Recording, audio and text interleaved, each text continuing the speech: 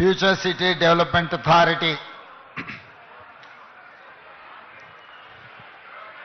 కార్యాలయ పునాది కార్యక్రమానికి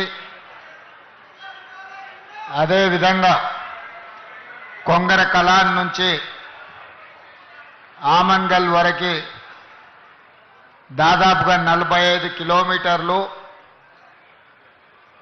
ప్రపంచంలోనే అత్యంత నాణ్యమైన రహదారిని నిర్మించడానికి కార్యక్రమాన్ని ఏర్పాటు చేసి సభాధ్యక్షత వహించిన మిత్రులు ఐటీ మరియు పరిశ్రమల శాఖ మంత్రివర్యులు దుద్దిల్ల శ్రీధర్ బాబు గారు, ఈ కార్యక్రమంలో నాతో పాటు ముఖ్య అతిథులుగా విచ్చేసిన మిత్రులు ఉప ముఖ్యమంత్రి వర్యులు బట్టి విక్రమార్క గారు, అదేవిధంగా ఈ కార్యక్రమంలో పాల్గొన్న సహచర మంత్రివర్గ సభ్యులు అడ్లూరి లక్ష్మణ్ గారు, ఇబ్రహీంపట్నం శాసనసభ్యులు సీనియర్ నాయకులు మల్రెడ్డి రంగారెడ్డి గారు,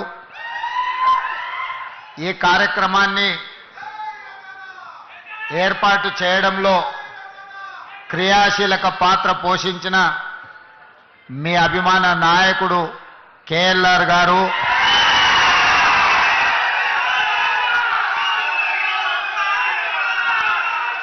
అదేవిధంగా ప్రభుత్వ సలహాదారులు, శాసన మండలి సభ్యులు, వివిధ కార్పొరేషన్ల చైర్మన్లు, మాజీ మున్సిపల్ మేయర్లు, ప్రభుత్వంలో వివిధ హోదాలలో పనిచేసిన ప్రజాప్రతినిధులు, అదేవిధంగా మున్సిపల్ అడ్మినిస్ట్రేటివ్ శాఖకు సంబంధించిన ఉన్నతాధికారులు, ఫ్యూచర్ సిటీ డెవలప్మెంట్ అథారిటీ ఉన్నతాధికారులు, ఈనాడు కార్యక్రమాన్ని విజయవంతం చేయడానికి విచ్చేసిన యువమిత్రులందరికీ కూడా దసరా శుభాకాంక్షలు తెలియజేస్తున్నా. విజయదశమి మనందరికీ విజయాలనే చేకూరుస్తుంది. ఇవాళ వాతావరణ శాఖ 4-5 రోజుల నుంచి హెచ్చరిస్తున్నది. విపరీతమైన వర్షాలు, ఎవరు బయటికి వెళ్ళకండి, ఈ వర్షాలు మొత్తం వ్యవస్థలను అన్నిటిని కూడా దిగ్బంధం చేస్తాయి. కానీ ఒక మంచి సంకల్పంతో, ఒక మంచి ఆలోచనతోటి ఈనాడు ఈ అభివృద్ధి కార్యక్రమాల ప్రారంభోత్సవం పెట్టుకుంటే వాతావరణం ఎంత అనుకూలంగా ఎంత గొప్పగా సహకరించిందో నాకు తెలిసి ఈరోజు ఉదయం కూడా వర్షం పడ్డట్టుంది. ఇక్కడ మీరందరూ ఇండ్లలో నుంచి బయలుదేరే ముందు వర్షం వస్తుంది, కార్యక్రమం ఏ విధంగా కొనసాగుతుందో అని మీరందరూ ఆందోళన చెంది ఉంటారని నేను అనుకుంటున్నా. కానీ మనమందరం మనసులో ఎలాంటి కల్మషం లేకుండా భవిష్యత్ తరాల కోసం ఈనాడు ఒక భారత్ ఫ్యూచర్ సిటీని ఈ ప్రాంతంలో ప్రారంభించుకోవాలని అనుకుంటే వరుణ దేవుడు కూడా ఈరోజు మనకు సహకరించి ఈ కార్యక్రమాలను ముందుకు తీసుకెళ్లడానికి ఈరోజు మనకు అవకాశం దొరికింది. చాలామంది కుట్రలు కుతంత్రాలు చేస్తున్నారు, నోటికొచ్చింది మాట్లాడుతున్నారు.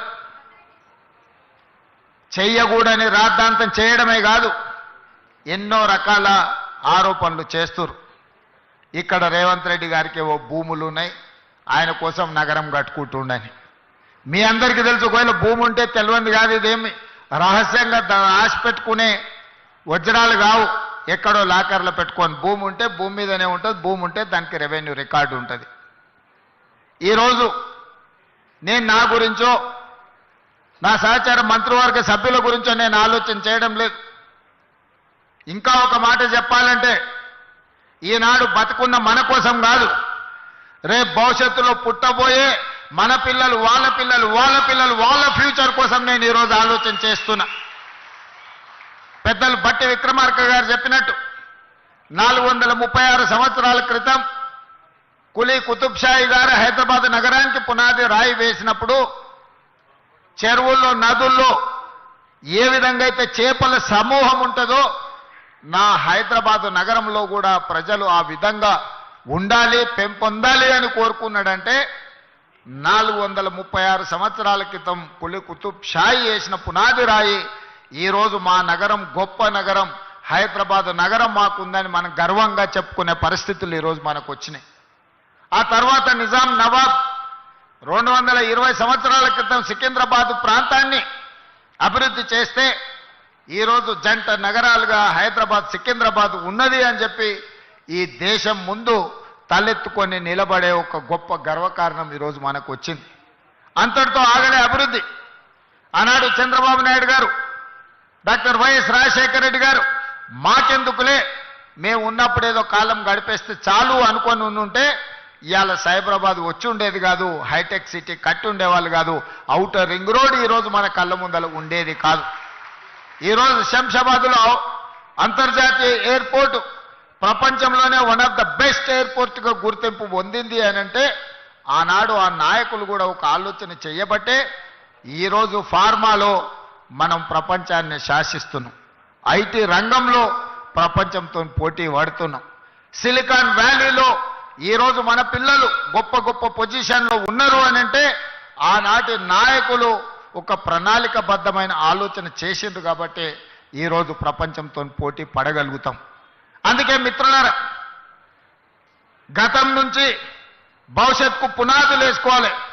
గత అనుభవాలు మన భవిష్యత్తుకి ప్రయోజనకరంగా ప్రణాళికలు మనం రచించుకోవాలి. మరి కులి కుతుబ్ షాయి కావచ్చు, నిజాం ప్రభువులు కావచ్చు, లేదా ఉమ్మడి రాష్ట్రంలో ఉన్న ముఖ్యమంత్రులు కావచ్చు, వాళ్ళ నుంచి మనం నేర్చుకోవాల్సింది మంచి ఉంటే నేర్చుకోవాలి, అది మన భవిష్యత్తుకు పునాదులుగా మార్చుకోవాలి అన్నదే ఈరోజు ఈ వేదిక మీద ఉన్న నా సహచర మంత్రివర్గ సభ్యులు, మా శాసనసభ్యులు నా ఆలోచన.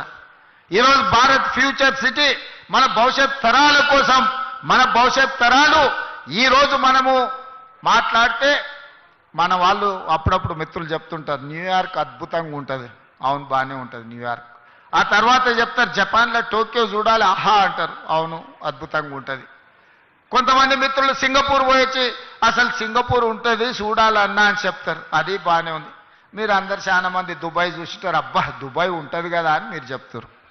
నేను అడుగుతూ నీడు ఉన్నోళ్ళందరినీ మీ ద్వారా తెలంగాణ 4 కోట్ల సమాజాన్ని ఎన్నాళ్ళు న్యూయార్క్ గురించో, టోక్యో గురించో, సింగపూర్ గురించో, దుబాయ్ గురించో గొప్పలు చెప్పుకుంటూ మేము చూసినామని చెప్పుకోవడం కంటే మనం భారత్ ఫ్యూచర్ సిటీ వాటితో పోటీ పడే విధంగా నిర్మించుకోవాలని ఆలోచన చేయాలన్నా లేదా మీరు ఒక్కసారి ఆలోచన చేయండి. నాకు 10 సంవత్సరాలు ఇవ్వండి, న్యూయార్క్లో ఉన్నోడు కూడా భారత్ ఫ్యూచర్ సిటీ నేను చూసి వచ్చినని చెప్పుకునే విధంగా ఈరోజు ఈ నగరాన్ని నిర్మిస్తా. రేపు పొద్దుగాల మీరు గొప్పగా ఎక్కడుంటావు నువ్వు, నీ ప్రాంతం ఏది అంటే నాది భారత్ ఫ్యూచర్ సిటీ అని మీరు చెప్పుకునే విధంగా దీన్ని తీర్చిదిద్దే బాధ్యత మా ప్రభుత్వం తీసుకుంటుంది, నా సహచర మంత్రివర్గ సభ్యులు తీసుకుంటారు. 70 ఏళ్ల నుంచి ఇదే చెప్పుకుంటున్నాం. అమెరికా గురించో, జపాన్ గురించో, జర్మనీ గురించో, సింగపూర్ గురించో, దుబాయ్ గురించో 70 సంవత్సరాల తర్వాత కూడా ఇక మన గురించి ఎవరు చెప్పుకునే చరిత్ర రాసుకోవాల్సిన అవసరం లేదా? మీరు ఒక్కసారి ఆలోచన చేయండి. అవును, ఇంత పెద్ద అభివృద్ధి జరిగినప్పుడు కొంతమందికి ఏదైనా నష్టం కష్టం వచ్చి ఉండొచ్చు.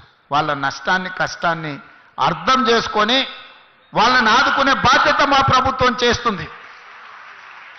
మీ ఇంట్లో పట్టాలు పెండింగ్ ఉండే నేను మాట్లాడి కేఎల్ఆర్ గారితో మాట్లాడి అధికారులను పంపించి అందరి ఇండ్ల పట్టాలు ఇవ్వండి, వాళ్ళని కూర్చోబెట్టి వాళ్ళని ఆదుకోండి, వాళ్ళందరికీ ఇందిరమ్మ ఇండ్లు ఇవ్వండి, అదనంగా 5-5 లక్షల రూపాయలు వాళ్ళు కట్టుకోవడానికి వస్తాయి. 3-4 ప్లాట్లు ఉంటే ఒక దగ్గరనే ఇవ్వండి, ఒక పెద్ద ఇల్లు వాళ్ళు కట్టుకోవడానికి ఉంటుంది.